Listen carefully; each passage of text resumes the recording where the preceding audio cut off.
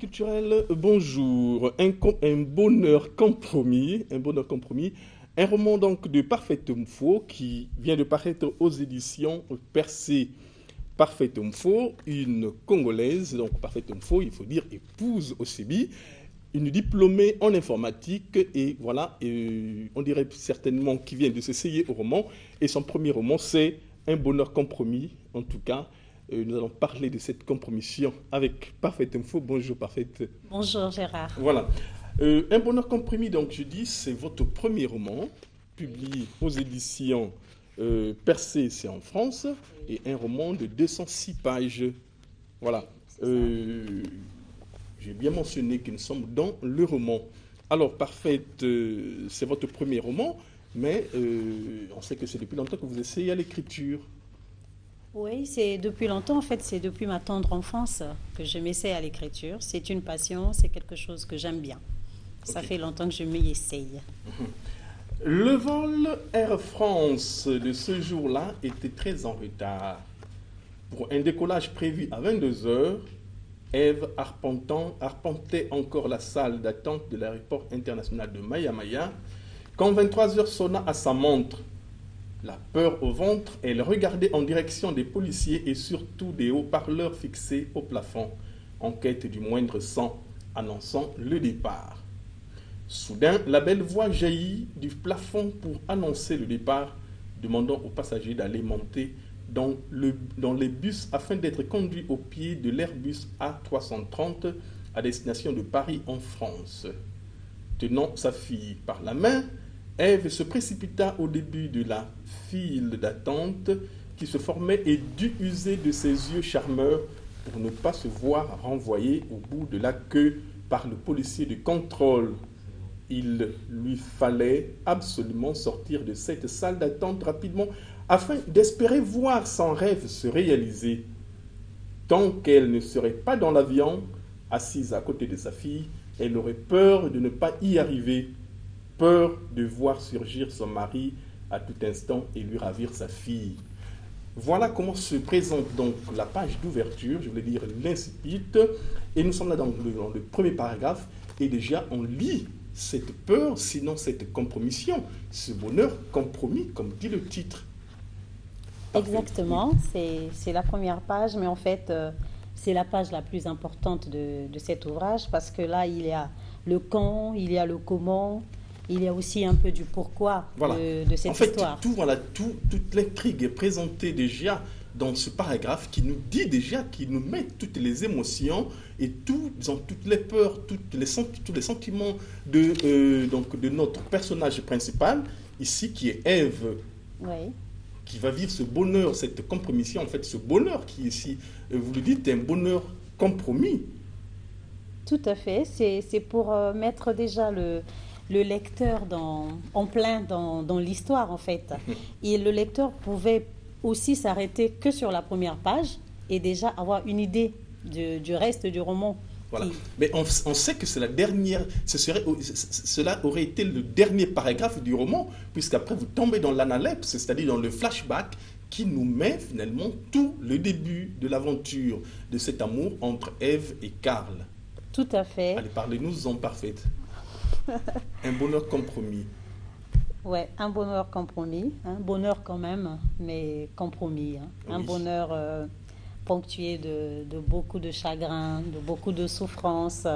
Et là déjà, on le voit, en fait, c'est comme vous venez de dire tout à l'heure, c'est la première page, mais qui aurait en fait dû être à la fin du roman. Fin du roman, oui. Donc, voilà. En fait, Ève, c'est une femme qui a connu beaucoup d'émotions dans sa vie, beaucoup de souffrances, mais aussi beaucoup de bonheur. Elle a essayé de tout ressentir, en fait. Ce sera, dans une autre vie, ce sera une personne qui pourrait très bien faire psychologie. Elle pourrait être une bonne psychologue parce qu'elle pourra se retrouver dans presque toutes les émotions de la vie à un moment donné. Oui. Donc, je dirais que Ève, ici, c'est une femme passionnée, une femme fidèle, une femme d'un unique amour. Parce que l'amour unique existe. C'est de la femme d'un unique amour. Elle n'aura aimé toute sa vie qu'un seul homme. Mais le monde, l'environnement familial, certaines considérations ne vont pas lui laisser la tâche facile. Mais elle va se battre pour vivre tant soit peu ce bonheur, qui sera compromis, mais qu'elle vivra quand même. Et d'entrée de jeu, il faut dire que déjà, toutes les clés sont dans le premier chapitre, puisque déjà vous nous présentez Ève dans un bonheur déjà, dans un amour, dans une aventure amoureuse, qu'elle va s'engager avec Karl.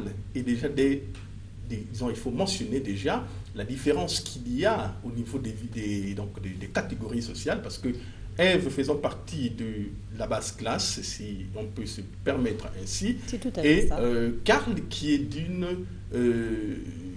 qui fait partie d'une bourgeoisie, d'une certaine bourgeoisie dans cette société congolaise telle que vous le présentez, et ce sera tout le hic en fait de la compromission que vivraient les deux amoureux, les deux acteurs, les deux personnages. Oui, tout à fait, tout se base autour de ça, c'est seulement un conflit de classe, c'est un conflit de niveau social qui va empêcher ces deux personnes pourtant si amoureuses de pouvoir vivre leur bonheur en toute tranquillité. C'est que ça en fait, c'est un grand conflit social que j'essaie de décrire dans ce roman. Alors pour le bonheur de nos amis culturels qui nous suivent, faites-nous le récit de Ève et Karl alors. Bon, ben en fait, Ève, c'est une fille qui sort d'une famille pauvre. Bon, je dirais peut-être modeste, hein, parce que modeste, pauvre... Oui, parce qu'en fait, quand même, pauvre, c'est trop radical. Tout à fait, dans la même école, exactement. Que les enfants de riches, donc il y a un sacrifice quand même qui se fait. Voilà, donc ce que d'autres ont eu tout naturellement, Ève, c'est au prix de plusieurs sacrifices qu'elle a pu l'avoir. Quand je dis ce que les autres ont eu, je parle d'une éducation, parce que nous savons que toutes les écoles ne se ressemblent pas. Et donc, le père d'Ève, qui est quelqu'un de modeste, simple agent des PTT, va donc miser tout sur sa fille. Il a beaucoup d'enfants, mais il pense que sa fille a du potentiel. Elle a des capacités, et donc lui donner la chance d'étudier dans une meilleure école pour avoir une super éducation pourrait faire d'elle quelqu'un d'important dans l'avenir. Donc il mise tout sur elle, il se sacrifie, parce qu'il faut dire que ça ne ressort peut-être pas dans le livre, mais le coût des études que le père est obligé de payer pour Ève, c'est presque la moitié de son revenu mensuel. Donc il faut comprendre que c'est Ève qui prend la moitié du revenu de la famille, et tout le reste de la famille vit avec l'autre moitié. Donc ce père qui mise tout sur sa fille attend donc que sa fille lui apporte des résultats, mais des résultats scolaires parfaits, parce que cette école permettra à sa fille d'accéder à un certain rang social dans l'environnement où ils sont. Et donc, Ève, venant dans cette école, va tout naturellement rencontrer Karl, qui est un gosse de riche, parce que l'école où elle va, c'est l'école des riches. Et donc, Karl va tomber amoureux d'elle, elle aussi. Ils vont commencer à vivre une petite histoire d'amour. C'est des jeunes lycéens. Mais après, l'histoire va devenir très importante, et Ève se dit que si elle s'embarque trop dans cette histoire, elle risque de négliger ses études, et ça, son père la crucifierait. Elle n'aurait pas en ce moment-là été à la hauteur du sacrifice que son père a consenti. Donc elle décide d'arrêter net la relation avec Karl. Ce qu'elle ne sait pas, c'est qu'elle a déjà 19 ans et que c'est 18 ans plus tôt, c'est une grande fille, que ses hormones fonctionnent correctement, et donc quand elle arrête la relation avec Karl, elle est déjà enceinte, sans le savoir. Et le reste va s'enchaîner. Karl va avoir son bac, elle aussi. Mais Karl va partir pour l'étranger, faire ses études. Elle était en première en fait, et donc elle va se retrouver en terminale avec une grossesse. Karl est parti. Quand le père d'Ève apprend que sa fille est enceinte, il va donc rencontrer la famille du père de l'auteur de la grossesse. Et l'accueil qu'il va avoir là-bas va lui enlever l'envie de recommencer. Parce que dans cette famille, on se dit, c'est des pauvres. En fait, ils ne se disent pas que Karl ait pu aimer cette fille. Le père de Karl, immédiatement, pense que la fille, c'est une calculatrice.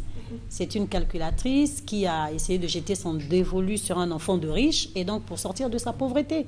Donc, le père conçoit la chose comme ça. Il s'arrête là, net. Il ne veut pas aller au-delà. Et du coup, il rejette la fille son enfant qui naîtra et toute la famille de la fille. Donc la fille va en quelque sorte faire un bâtard. Karl, où il est, il n'a jamais cessé de l'aimer et il va faire un tour au pays 3 ans, je crois, 3 ans ou 4 ans après. Quand il va arriver, il a l'intention quand même de rencontrer Ève parce qu'il s'était quitté en queue de poisson. Ève lui avait dit non, mais lui n'était pas d'accord. Mais comme ça arrivait à l'approche de son voyage qui était calculé aussi par son père, parce que le père savait déjà que son fils avait une idylle au lycée et que c'était une fille de pauvre.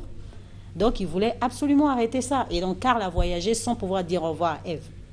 Donc quand il revient, des années plus tard, son intention c'est de retrouver Ève quand même et de recommencer où il s'était arrêté, ou tout au moins de se quitter maintenant dans la bonne forme. Et donc, il va apprendre que Ève a un enfant. Du coup, il est un peu déçu parce qu'il se dit, ce que nous avions ressenti l'un pour l'autre était important. Comment elle n'a pas pu m'attendre, même si je ne le lui ai pas demandé. Mais au fur et à mesure qu'il passe son séjour, il se rend compte que cet enfant, en fait, c'était le sien. Alors, ça change totalement tous les projets d'avenir qu'il avait, parce qu'il s'était déjà fiancé avec une fille de riche aussi. C'était une union bénie par son père. Il s'apprêtait peut-être à organiser le mariage bientôt, mais bon, ça va changer totalement ses projets. Et donc, il va mettre un terme à la relation qu'il commençait à construire pour chercher à récupérer le cœur d'Ève. Ça va lui coûter, mais il va y arriver. Ok. Et là, il faut dire déjà que vous avez dit tout à l'heure que ça reprenait entre Karl et Ève, mais c'est en fait le rebondissement, sinon le commencement des vraies douleurs, en fait, pour parler de cette douleur que vivra tout le temps Ève, le personnage, donc il faut dire qu'il est même le personnage central de ce roman, Un bonheur compromis, et c'est déjà là toute la base, en fait, donc, de cette douleur, et finalement, on sait que c'est de là que va également ressurgir le père de Karl, donc M. Kana, oui. Et également cet affrontement avec M. Otto, qui est le père d'Ève. Oui, mais dans le livre, vous verrez que M. Kana et M. Otto ne se sont rencontrés en fait qu'une seule fois. Qu'une seule fois. Parce mais que gardant de très mauvais souvenirs. Oui, c'était tellement mauvais et tellement fort que M. Otto, il n'avait plus jamais voulu rencontrer ce personnage, M. Kana, qui est imbu de lui-même, qui est orgueilleux, c'est un personnage, c'est quelqu'un de vraiment compliqué. Et vous utilisez un terme, il a une forte suffisance. C'est le terme que le narrateur, en fait, nous présente. Oui, il est suffisant. C'est le genre de personne qui croit que le monde doit tourner autour d'eux. Il y a des gens comme ça qui pensent qu'en dehors d'eux, plus rien ne peut se faire. En dehors d'eux, rien ne peut avancer, rien ne peut évoluer. En fait, le centre de l'univers, c'est eux. Et M. Kana, il est de cette race-là, de cette race de ces personnes qui pensent que on est au-dessus de tout le monde et à part toi, plus rien n'existe. Et M. Otto, lui, c'est ce souvenir qu'il a de ce monsieur. Et du coup, il ne veut plus jamais avoir affaire à lui de toute sa vie. Il ne veut plus jamais avoir affaire à lui, sinon pour lui donner une belle leçon. Et ça sera donc pour la dot de sa fille. Donc en fait, il attend là-bas pour l'humilier, pour lui dire que on ne peut pas être suffisant dans la vie. On a toujours besoin des autres à un moment donné. Et ça, monsieur, c'est une leçon que Kana ne connaît pas et ne connaîtra pas durant tout le roman. Voilà. En tout cas, c'est un amour difficile que Parfait Mfo nous présente dans Un bonheur compromis. Un amour difficile tant qu'à ses débuts, mais sinon qu'à ses fins. Puisqu'on sait qu'également, dans cette aventure amoureuse, la fin est très, je dirais pas tragique, mais qu'elle est très démoralisante pour Ève. Oui, c'est vrai, la fin est démoralisante, mais elle n'est pas fermée, en fait, la fin. Le roman s'arrête sur un espoir. Il s'arrête sur un espoir. Donc, on espère, s'il y avait une suite, on allait peut-être voir que M. Kana ait pu tenir ses promesses, de la laisser finalement tranquille, parce qu'il aura tout fait. Et pendant ce temps, on sait qu'elle est partie pour des lieux inconnus, sinon pour la France. Oui, mais elle est sur le point de revenir à la fin, puisque son mari l'a suivie. Karl l'a suivie, il l'a retrouvée. Elle a passé une nuit avec Karl. Karl a pris des billets pour sa famille, donc pour elle et l'enfant. Et donc, ils sont sur le point de revenir pour pour se remettre à nouveau ensemble et peut-être même se remarier. Hein. Bon, alors, et si finalement on pouvait s'ouvrir de cette manière, un bonheur compromis à ce moment, quelle est sa justification? Ben, c'est simple, hein. Compromis, j'aurais pu dire un bonheur inexistant. Difficile. Difficile, oui, mais ça se rejoint. Compromis, difficile, inexistant, ça se rejoint. Je voulais simplement montrer que le bonheur est bien là, mais ce n'est pas tel qu'on l'aurait voulu, parce que bonheur, c'est absolu. Bonheur, c'est quelque chose de bien. Alors, quand le bonheur se mélange tout le temps au malheur, alors ce n'est plus un bonheur total, ce n'est plus un bonheur complet. Ben voilà pourquoi il est compromis. Il est là, mais bon, il est compromis. C'est aussi simple que ça. Voilà. Alors, avant de poursuivre donc notre entretien, parfait ou faux, vous allez nous faire une lecture d'un extrait que vous allez prendre au hasard et pour le bonheur de nos amis culturels. Bon, ben, je lirai à la page 182. C'est un tout petit morceau. Marie, je te remercie pour ta fidélité et ton dévouement à mon service. Je n'ai rien eu à te reprocher pendant toutes ces années que tu as passées avec moi. Je suis obligée de partir pour un long voyage et donc je te libère. Tu trouveras avec ce mot une somme équivalente à 6 mois de ton salaire. Considère cela comme mon cadeau d'adieu. Remets les clés de la maison à Didier qui les transmettra au patron. N'oublie pas de nous mentionner, Victo et moi, dans tes prières à Dieu, madame. Oui, il faut dire que c'est un passage pathétique qui m'a mis dans des sentiments pas faciles. Ouais, c'est Ève qui s'en va et qui donc ne peut pas expliquer les raisons de son départ à sa bonne qui lui a été fidèle plus de 5 années durant, mais qui en même temps se dit que peut-être qu'elle ne trouvera pas mieux que ce que j'aurais pu lui donner. Alors, je lui fais une prime de séparation, si on peut appeler ça comme ça. Je lui donne l'équivalent de 6 mois de son salaire. Hein. Il faut dire aussi que dans notre société ici, les employés de maison ne sont pas souvent bien rémunérés, pas souvent bien traités, pas déclarés dans les sécurités sociales. Et donc, du coup, elle a un grand cœur. Hein. Elle a été reconnaissante parce que cette fille, Marie, c'est l'unique employé qu'elle aura choisi, elle, d'employer et qui lui aura été fidèle toute sa vie. Et donc, elle ne veut pas, sans pour autant pouvoir lui expliquer pourquoi elle s'en allait, mais elle ne veut pas la laisser à la bourre. Elle ne veut pas l'abandonner et que Marie se mette à se poser des questions sur son avenir. Donc, c'est un passage, moi, qui me fait plaisir, hein, de voir qu'il y a des gens comme ça qui traitent bien leur personnel. Tout à côté, il y en a d'autres qui s'en foutent, hein, parce qu'on pense que si quelqu'un vient travailler chez vous, généralement, c'est quelqu'un de malheureux, de ci, de ça, de malhonnête, de voleur, de tout ça.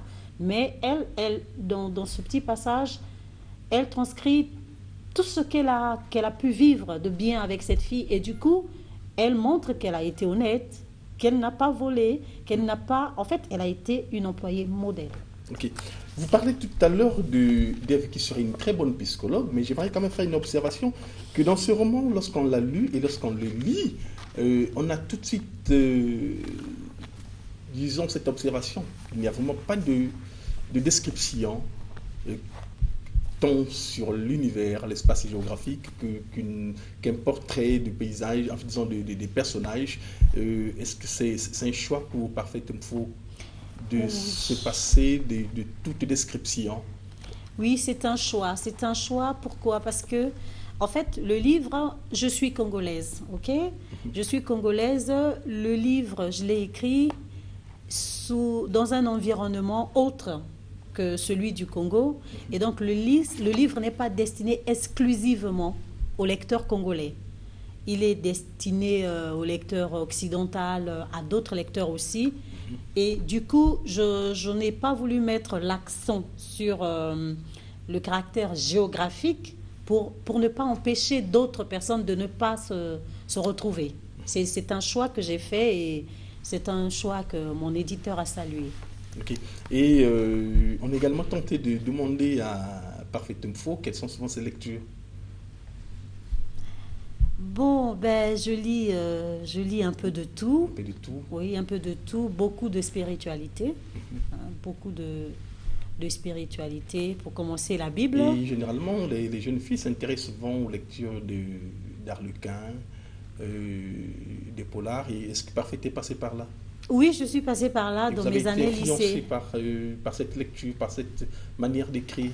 Bon, pas forcément, pas forcément, mais oui, je ne cacherai pas que je suis passée par là, mais ça date de longtemps. C'est quand je n'avais pas de mari, pas d'enfant, pas de boulot. J'étais dans les études et donc j'avais beaucoup de temps. Mais depuis, avec toutes les occupations que je n'ai plus le temps de lire ça, mais ça ne m'a pas influencée. Profondément. Non. D'accord, merci. Merci, Parfait Mfo.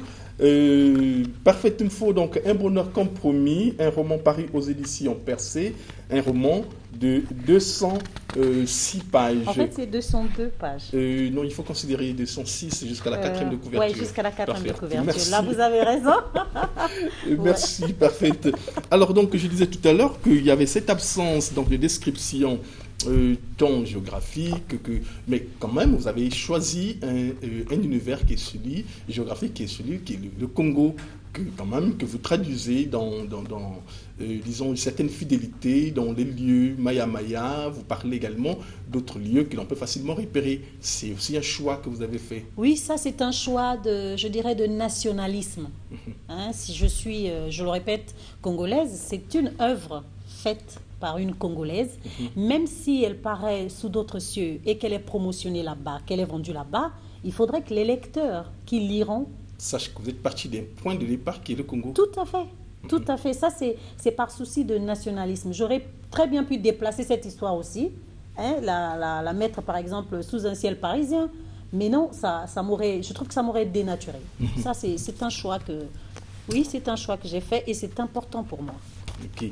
Nous allons lire, donc je prends un passage à la page 177, un passage également que vous aurez à commenter, Parfait, 177, voilà, j'y suis, et c'est donc tout au bas de la page, pour parler de ce bonheur naturellement. Tu sais, le bonheur, on l'a connu bien des fois. J'ai été vraiment heureuse lors de nos vacances au Sénégal, à Dakar. Le jour où Karl m'a emmené visiter l'île de Gorée où se faisait le trafic des esclaves restera l'un des plus beaux de ma vie. Il avait loué un petit bateau car il voulait qu'on soit les seuls à bord. Il m'a fait l'amour sur le pont avec une passion que je ne lui soupçonnais même pas. De toutes les façons, il se surpassait toujours quand il s'agissait de mon plaisir. On est dans le bonheur, Parfait Mfo. Oui, et elle a bien commencé. Elle a dit le bonheur, on l'a connu bien des fois. Ouais, on est dans le bonheur. C'est pour dire que dans cette douleur qui est visiblement décrite ici, qu'il y a aussi ces moments de plaisir. C'est ça, justement. Qu'elle n'a jamais oublié. C'est ça, qu'elle n'oubliera pas d'ailleurs. Et c'est l'une des raisons qui vont faire que lorsque son mari va apprendre qu'elle est enceinte de quelqu'un d'autre et que son mari va la punir, mais sévèrement, elle va se réserver de porter plainte contre son mari parce que les moments qu'elle a eus de bonheur sont beaucoup plus importants que toute la douleur qui a... En fait, elles étaient connexes. Elle va voir que c'est vrai, c'est mon mari, il m'a puni, j'ai fait quelque chose qui l'a dépassé, mais je l'aime. Je l'aime et avec lui, j'ai connu les moments les plus inoubliables de ma vie. Alors, je ne porte pas plainte. Donc, elle a souffert, c'est vrai, mais les moments de bonheur, elle en a connu beaucoup. Et il faut dire, en fait, cet amour est rendu naturellement difficile par M. Kana qui tire des bouts, des ficelles, qui finalement, chaque fois que l'on veut avancer dans ce bonheur, il y a M. Kana qui devient finalement cette espèce de machine, en fait. Un rouleau compresseur voilà, qui broie tout sur son passage. Alors, oui, tout à fait. Mais il avait dit dès le départ, il a dit à son fils que je n'accepterai pas ta femme. C'est-à-dire que tu montes, que tu descends, ne rêve pas. Je ne l'accepterai pas. Bon, au départ, on le sait dans l'histoire du livre, que c'est juste pour des motifs, je dirais... de catégorie sociale. De catégorie sociale. Mais oui, à la fin et au fur et à mesure que les choses avancent... Il y a une espèce de concession qui se fait. Oui. Et voilà. Et c'est ce qu'on lit que l'on tend vers le dénouement, s'il faut dire. Oui, on tend vers le dénouement mais c'est un mauvais dénouement. Pourquoi? Parce que Ève, elle a tellement souffert, elle réfléchit tellement qu'elle se dit, si c'était que pour des motifs sociaux, alors mon beau-père aujourd'hui pourrait changer d'avis. Parce que je ne suis peut-être pas née d'une famille riche, mais j'ai travaillé pour gagner ma vie. Et Ève, ne l'oublions pas, va se faire aussi un nom à sa manière, dans le monde où elle travaille. Elle est respectée, elle gagne bien sa vie. Le ministre, un des ministres en témoigne même chez M. Kana, qui est son beau-père. Alors Ève, quand elle voit que malgré tout ça, malgré tous les efforts qu'elle fait pour percer, M. Kana ne l'accepte toujours pas, alors elle change de vision, elle change d'optique, elle commence à chercher quelles sont finalement, réellement, les vraies motivations de M. Kana. Et là, elle le perce. En fait, M. Kana, il trouve en Ève ce qu'il aurait trouvé dans une autre femme. C'est un homme, bon, un peu âgé, oui, mais c'est un homme tout de même. Ok. Voilà. Donc, Ève aurait été une fille qui n'aurait pas de lien avec son fils. C'est sûr qu'il voudrait d'elle. Voilà. Et c'est en fait ce que je voulais dire, qu'il y a une lecture plurielle que l'on peut faire à travers les comportements de M. Kana. Tantôt, il rend la vie difficile à Ève, simplement parce qu'elle n'aimerait pas voir cette fille avec son fils, mais en même temps qu'il y a cette convoitise qui se fait de façon un peu, disons, tacite. Oui, tout à fait, mais la convoitise... bon, je ne saurais dire qu'elle était là dès le départ, parce que dès le départ, ils n'étaient pas d'accord. Hein.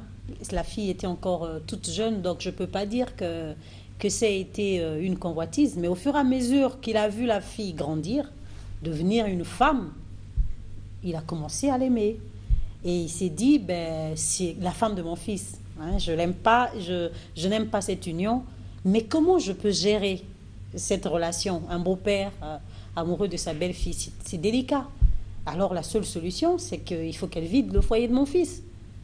Pour deux raisons. C'est-à-dire, la première, c'est lui-même qui se protège. Il se dit que tant qu'elle reste ma belle-fille, nous serons toujours amenés, à un moment ou à un autre, à nous rencontrer. Il y a des événements de famille, il y a beaucoup de choses. Et donc, en ce moment, il serait toujours tenté. Hein, être trop proche du fruit interdit, c'est pas prudent. Ça, c'est une raison. Mais une autre raison aussi, en fait, il est jaloux, carrément. En ce moment, il ne se met plus dans la position du père, mais dans la position d'un homme. Comme tout autre, il est jaloux du bonheur de son fils. Un bonheur compromis, c'est le roman de Parfaite Info, paru aux éditions Percé, un roman de 206 pages. Alors, Parfaite, comment vous arrivez à l'écriture? Qu'est-ce qui vous conduit à l'écriture? Et aujourd'hui, quand on lit Un bonheur compromis, est-ce que vraiment c'est des leçons que vous voulez apporter, Anna?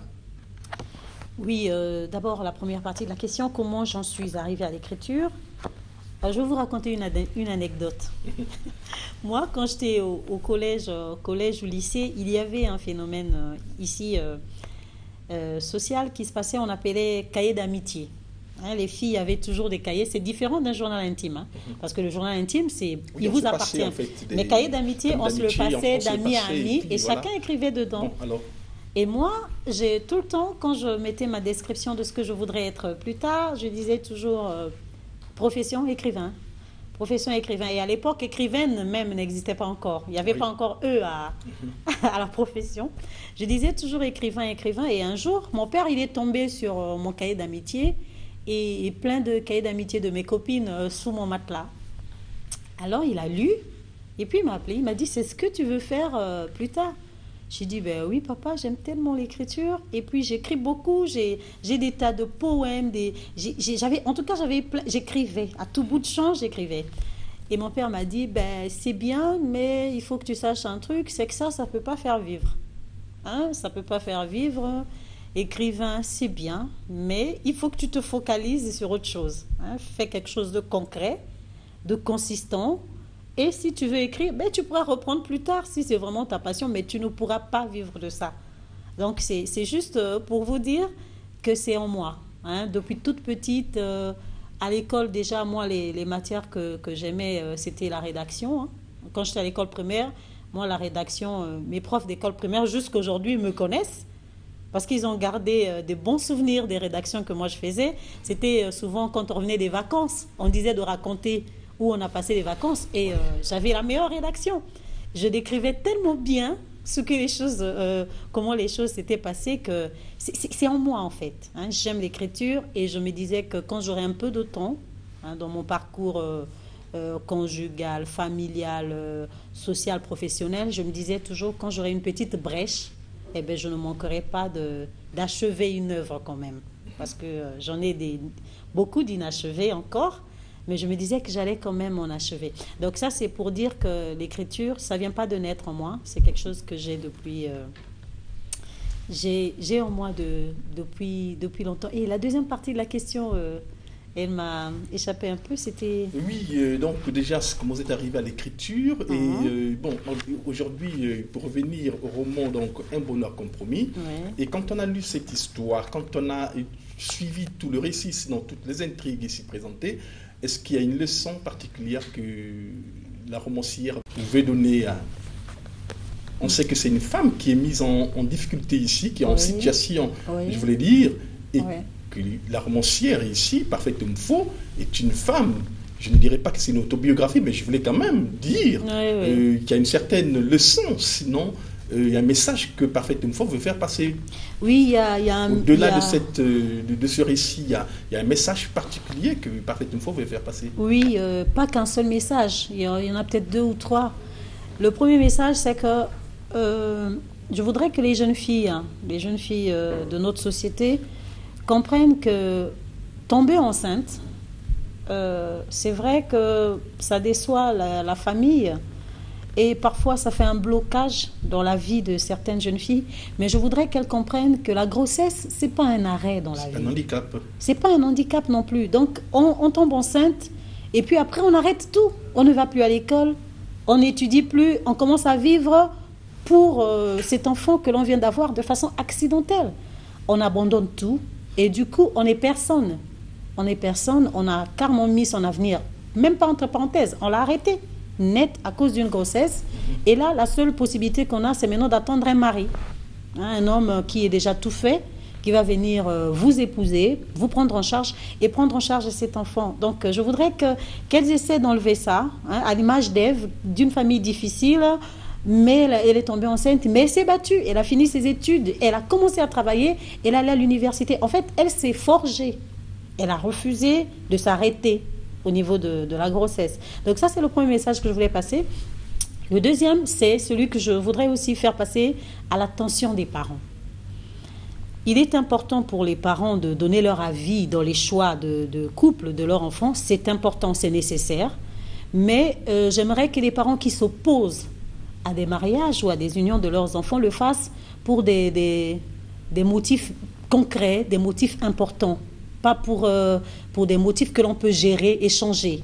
C'est-à-dire, on peut dire que la fille, c'est une fille de mauvaise vie, par exemple, hein, et que la famille s'oppose, je comprendrais. Hein. Votre fils ne va pas aller épouser une prostituée à une carrière internationale et vous allez être d'accord. Non.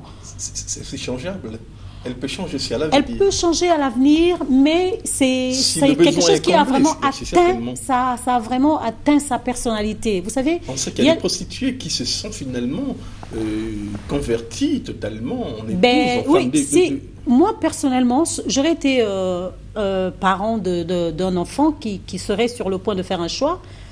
Si c'est une prostituée qui s'est convertie et que mon fils la choisisse au moment où elle s'est convertie, je suis d'accord. Mais si c'est au moment où elle est encore prostituée, parce que... Il peut être l'acteur, sinon au centre de ces changements. Oui, je ne sais pas. Vous n'aimerez pas contribuer à ces changements. Non, je n'aimerais pas, parce qu'en ce moment-là, je pense qu'il y aura beaucoup trop de choses. Elle aura beaucoup trop d'expérience par rapport à mon fils. Ça pourra aussi faire que ce soit un fiasco. Mais n'empêche que si mon fils tient vraiment à la prendre en mariage et qu'il pense qu'il se retrouve avec elle, bon, je prendrai sur moi pour passer le bonheur de mon enfant avant tout. Donc, je dis qu'il est important pour les parents de donner leur avis, mais la décision ne leur appartient pas. La décision ne leur appartient pas pour l'union de leur rejetant. Non, ça, il faudrait que nos parents comprennent, surtout nos parents africains, qui nous marient même pendant que nous sommes encore mineurs. Ils nous ont déjà mariés sans que nous le sachions nous-mêmes. Je voudrais aussi passer ce message, que les parents comprennent que c'est pas bon. Un autre message aussi que je voulais faire passer. Vous en avez plusieurs, mais il faut dire également qu'il y a ce message d'espoir et d'espérance parfaite faux. Déjà pour l'amour difficile que vit Ève, lui ouvrir finalement les vannes à la fin et lui tendre cette espérance, c'est un grand message. C'est celui-là, c'est par là que je voulais en fait terminer, parce que je me dis, rien n'est impossible, ok? Et quand il ne faut on jamais aime, désespérer dans la vie. il faut jamais désespérer, il faut jamais. Quand on aime, on peut toujours y arriver. Vous savez, les meilleures choses dans la vie sont celles qui sont faites avec passion. Sans passion, parfois, je suis même tentée de dire que la vie ne vaut pas la peine d'être vécue. Quand on fait quelque chose et qu'on y met tout son cœur, même si ça échoue une première fois, il suffit d'insister, de persévérer, ça finira par marcher. Et bon, moi je suis chrétienne, d'accord? Dieu, il est amour. Et nous savons que Dieu, pour les croyants en tout cas, que Dieu est au-dessus de tout. Et si Dieu est au-dessus de tout, donc l'amour, mais le vrai, pas l'amour avec... non, il y a aussi beaucoup de choses qui peuvent concourir à l'amour. On n'est pas là-bas, mais le véritable amour, il triomphe toujours. Toujours et toujours. Vous voyez que M. Cana, à un moment donné, il se rend compte qu'il ne peut plus rien faire. Parce que là, s'il aime son fils, ben, il est obligé d'accepter cette femme. Sinon, il peut aussi conduire son fils à la mort. Le pauvre, il peut se suicider, se pendre, et puis son histoire est finie. Et lui, il faisait la fierté de M. Cana. N'oublions pas qu'il n'a que 2 enfants. Et donc, on sait qu'à un moment, la vie de Karl et son fils, dont le fils de M. Cana, a été totalement pervertie par le comportement du père. Et que ça a été vraiment une vie de débauche après sa séparation avec Ève. Oui, tout à fait. Mais imaginez, une vie de débauche, dans tous les sens du terme, a toujours des conséquences. Bon, là, si c'est des conséquences morales et tout, on peut gérer, mais il aurait aussi pu attraper le VIH. Un bonheur compromis, parfait faux, un roman donc de parfait faux, paru aux éditions Percé, parfait tendant vers la fin de notre entretien, et je vous invite à une deuxième lecture. Bon, ben, la deuxième lecture, je vais prendre la page 141. C'est Ève qui... c'est la copine d'Ève qui parle. Et elle lui dit, vous avez raison, il le fera. Mais laissez-moi vous dire que je viens de vous percer. Vous m'aimez, n'est-ce pas? Et c'est l'impossibilité d'une relation avec moi qui vous rend si aigri à mon égard. Cana reçut un coup de marteau et regarda vers la porte comme pour s'assurer que personne n'avait entendu les propos d'Ève. Il dut reconnaître qu'elle était intelligente et pertinente. En effet, il éprouvait pour elle des sentiments très confus qu'il essayait de gérer avec sa colère. C'était la meilleure solution, car descendre les armes et accepter Ève était s'exposer à une terrible tentation, celle d'un beau-père désirant la femme de son fils. Il refusait de se croire si amoureux d'elle et cela le protégeait un peu. Mais maintenant qu'Ève l'avait compris, il fallait absolument la sortir de la vie de Karl avant qu'elle ne le mette au courant. Qui sait ce que ferait Karl si jamais il croyait son père amoureux de sa femme? La situation devenait trop compliquée et aurait de multiples répercussions négatives sur plusieurs personnes si elle se savait. Il fallait en finir avec Ève. Merci. Alors, pour ce passage, pourquoi ce choix parfait? Bon, en fait, ce choix, je l'ai fait au hasard. C'est pas un passage qui me tient particulièrement à cœur, non. Mais je l'ai choisi comme ça au hasard et il m'a intéressé parce que c'est là où, en fait, Ève, qui quelque temps seulement avant venait de comprendre quelque chose, le dit donc en face de son beau-père, lui dit finalement je t'ai percé. Finalement, je comprends pourquoi tu m'emmerdes tant, je comprends pourquoi tu ne veux pas que je sois avec ton enfant. En fait, tu m'aimes. Et ça, j'aurais aimé, si c'était adapté au cinéma, franchement, j'aurais voulu voir la réaction de M. Cana à ce moment-là, devant Ève qui lui dit « Oh, vous aimez votre belle-fille ». Ok, merci, parfait faux. Un bonheur compromis, pour ne pas dire un bonheur difficile. C'est en tout cas le roman de Parfait faux, paru aux éditions Percé, un roman de 206 pages. Parfait, j'espère que ce n'est pas votre dernier roman et que prochainement, on pourrait avoir un autre produit Oui, oui, oui, j'en ai dans le tiroir. J'en ai, oui, j'en ai quelques-uns dans le tiroir. Il y en a même un que j'ai commencé il y a très, très, très longtemps, que je n'avais pas fini, mais je suis en train de chuter pour le finir. Donc, on fera. C'est une aventure qui me passionne. Peut-être que je continuerai. Voilà. En tout cas, je vous souhaite ce bonheur, mais pas un bonheur compromis, parfait. Merci. C'est un bonheur complet que vous devez vivre dans cette aventure littéraire. Merci Parfaite Mfo pour ce bonheur compromis. En tout cas, chers amis culturels, je vous dis merci également pour cette attention et on se dit simplement à bientôt. Merci.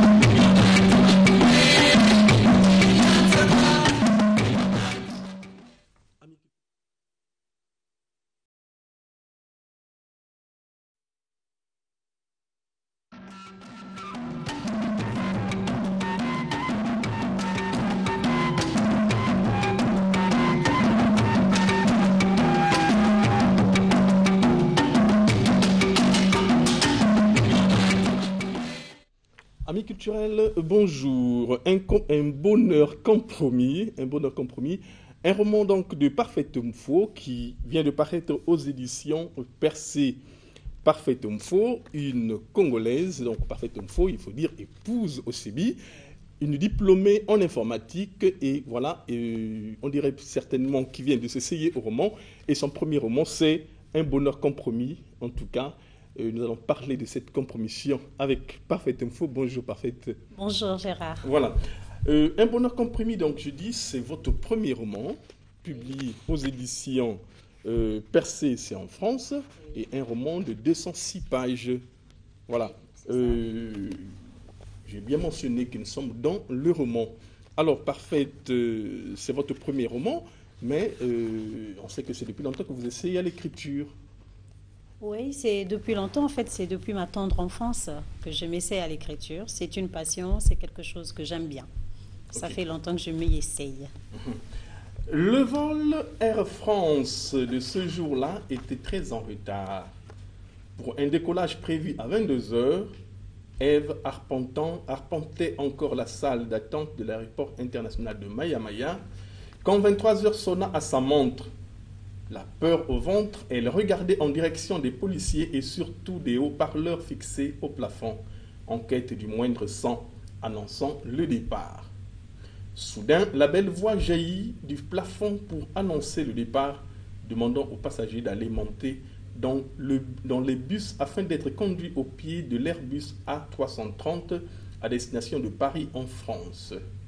Tenant sa fille par la main, Ève se précipita au début de la file d'attente qui se formait et dut user de ses yeux charmeurs pour ne pas se voir renvoyer au bout de la queue par le policier de contrôle. Il lui fallait absolument sortir de cette salle d'attente rapidement afin d'espérer voir son rêve se réaliser. Tant qu'elle ne serait pas dans l'avion, assise à côté de sa fille, elle aurait peur de ne pas y arriver. Peur de voir surgir son mari à tout instant et lui ravir sa fille. Voilà comment se présente donc la page d'ouverture, je voulais dire l'incipit, et nous sommes là dans le premier paragraphe, et déjà on lit cette peur, sinon cette compromission, ce bonheur compromis, comme dit le titre.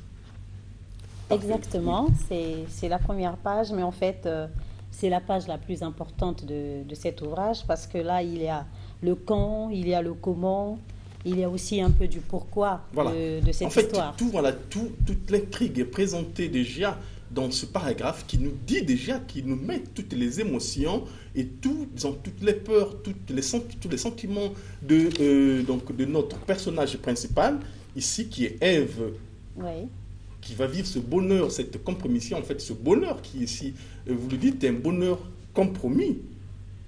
Tout à fait, c'est pour mettre déjà le lecteur en plein dans l'histoire en fait.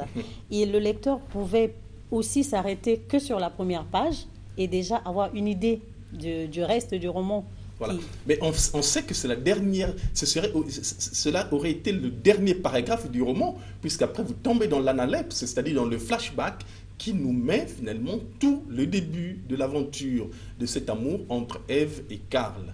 Tout à fait. Allez, parlez-nous en parfaite. Un bonheur compromis. Ouais, un bonheur compromis, un bonheur quand même, mais compromis.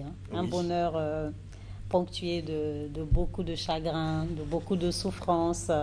Et là déjà, on le voit, en fait, c'est comme vous venez de dire tout à l'heure, c'est la première page, mais qui aurait en fait dû être à la fin du roman. Fin du roman, oui, donc, voilà. En fait, Ève, c'est une femme qui a connu beaucoup d'émotions dans sa vie, beaucoup de souffrances, mais aussi beaucoup de bonheur. Elle a essayé de tout ressentir en fait. Ce sera, dans une autre vie, ce sera une personne qui pourrait très bien faire psychologie. Elle pourrait être une bonne psychologue parce qu'elle pourra se retrouver dans presque toutes les émotions de la vie à un moment donné. Oui. Donc je dirais que Ève ici, c'est une femme passionnée, une femme fidèle, une femme d'un unique amour. Parce que l'amour unique existe. C'est de la femme d'un unique amour. Elle n'aura aimé toute sa vie qu'un seul homme. Mais le monde, l'environnement familial, certaines considérations ne vont pas lui laisser la tâche facile. Mais elle va se battre pour vivre tant soit peu ce bonheur, qui sera compromis, mais qu'elle vivra quand même. Et d'entrée de jeu, il faut dire que déjà, toutes les clés sont dans le premier chapitre, puisque déjà vous nous présentez Ève dans un bonheur déjà, dans un amour, dans une aventure amoureuse, qu'elle va s'engager avec Karl. Et déjà, disons, il faut mentionner déjà la différence qu'il y a au niveau des catégories sociales, parce que Ève faisant partie de la basse classe, si on peut se permettre ainsi, et Karl qui est qui fait partie d'une bourgeoisie, d'une certaine bourgeoisie dans cette société congolaise telle que vous le présentez, et ce sera tout le hic en fait de la compromission que vivraient les deux amoureux, les deux acteurs, les deux personnages. Oui, tout à fait, tout se base autour de ça, c'est seulement un conflit de classe, c'est un conflit de niveau social qui va empêcher ces deux personnes pourtant si amoureuses de pouvoir vivre leur bonheur en toute tranquillité. C'est que ça en fait. C'est un grand conflit social que j'essaie de décrire dans ce roman. Alors pour le bonheur de nos amis culturels qui nous suivent, faites-nous le récit de Ève et Karl alors. Bon, ben en fait, Ève, c'est une fille qui sort d'une famille pauvre. Bon, je dirais peut-être modeste, parce que pauvre... Oui, parce qu'en fait, quand même, pauvre, c'est trop radical. Tout à fait, dans la même école. Exactement. Que les enfants de riches, donc il y a un sacrifice quand même. Voilà. Donc, ce que d'autres ont eu tout naturellement, Ève, c'est au prix de plusieurs sacrifices qu'elle a pu l'avoir. Quand je dis que les autres ont eu, je parle d'une éducation, parce que nous savons que toutes les écoles ne se ressemblent pas. Et donc, le père d'Ève, qui est quelqu'un de modeste, simple agent des PTT, va donc miser tout sur sa fille. Il a beaucoup d'enfants, mais il pense que sa fille a du potentiel. Elle a des capacités, et donc lui donner la chance d'étudier dans une meilleure école pour avoir une super éducation pourrait faire d'elle quelqu'un d'important dans l'avenir. Donc, il mise tout sur elle, il se sacrifie. Parce qu'il faut dire que ça ne ressort peut-être pas dans le livre, mais le coût des études que le père est obligé de payer pour Ève, c'est presque la moitié de son revenu mensuel. Donc il faut comprendre que c'est Ève qui prend la moitié du revenu de la famille et tout le reste de la famille vit avec l'autre moitié. Donc ce père qui mise tout sur sa fille attend donc que sa fille lui apporte des résultats, mais des résultats scolaires parfaits. Parce que cette école permettra à sa fille d'accéder à un certain rang social dans l'environnement où ils sont. Et donc, Ève, venant dans cette école, va tout naturellement rencontrer Karl, qui est un gosse de riche, parce que l'école où elle va, c'est l'école des riches. Et donc, Karl va tomber amoureux d'elle, elle aussi. Ils vont commencer à vivre une petite histoire d'amour. C'est des jeunes lycéens. Mais après, l'histoire va devenir très importante et Ève se dit que si elle s'embarque trop dans cette histoire, elle risque de négliger ses études, et ça, son père la crucifierait. Elle n'aurait pas en ce moment-là été à la hauteur du sacrifice que son père a consenti. Donc elle décide d'arrêter net la relation avec Karl. Ce qu'elle ne sait pas, c'est qu'elle a déjà 19 ans et que c'est une grande, 18 ans plus tôt, c'est une grande fille, que ses hormones fonctionnent correctement. Et donc quand elle arrête la relation avec Karl, elle est déjà enceinte, sans le savoir. Et le reste va s'enchaîner. Karl va avoir son bac, elle aussi. Mais Karl va partir pour l'étranger, faire ses études. Elle était en première en fait, et donc elle va se retrouver en terminale avec une grossesse. Karl est parti. Quand le père d'Ève apprend que sa fille est enceinte, il va donc rencontrer la famille du père de l'auteur de la grossesse. Et l'accueil qu'il va avoir là-bas va lui enlever l'envie de recommencer. Parce que dans cette famille, on se dit, c'est des pauvres. En fait, ils ne se disent pas que Karl ait pu aimer cette fille. Le père de Karl immédiatement pense que la fille, c'est une calculatrice. C'est une calculatrice qui a essayé de jeter son dévolu sur un enfant de riche, et donc pour sortir de sa pauvreté.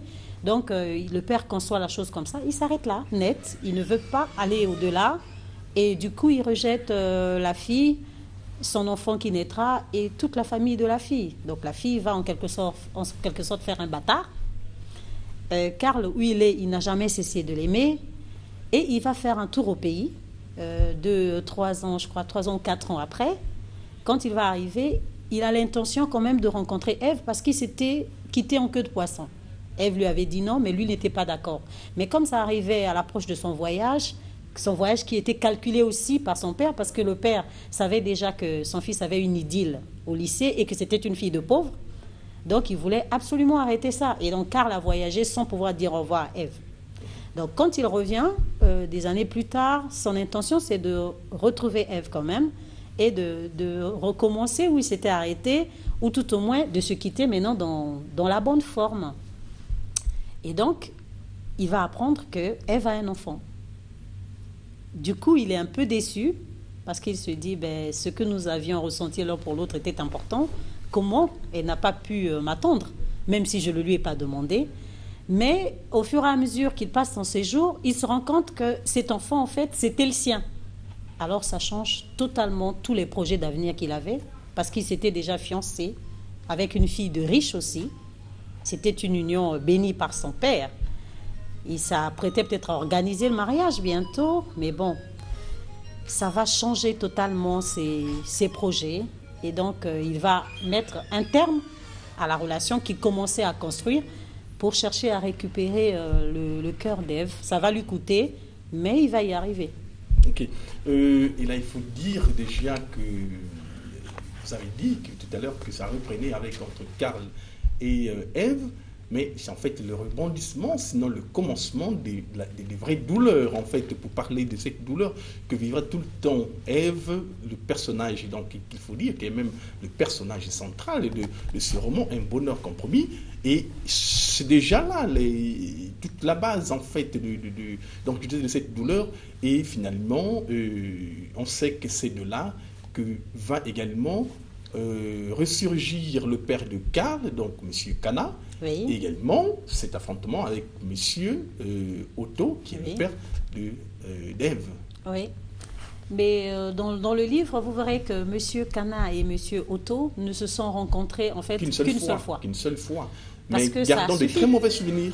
Oui, c'était tellement mauvais et tellement fort que M. Otto, il n'avait plus jamais voulu rencontrer ce personnage, M. Kana, qui est imbu de lui-même, qui est orgueilleux, c'est un personnage, c'est quelqu'un de vraiment compliqué. Et vous utilisez un terme, il a une forte suffisance. C'est le terme que le narrateur, en fait, nous présente. Oui, il est suffisant. C'est le genre de personne qui croit que le monde doit tourner autour d'eux. Il y a des gens comme ça qui pensent qu'en dehors d'eux, plus rien ne peut se faire. En dehors d'eux, rien ne peut avancer, rien ne peut évoluer. En fait, le centre de l'univers, c'est eux. Et M. Kana, il est de cette race-là.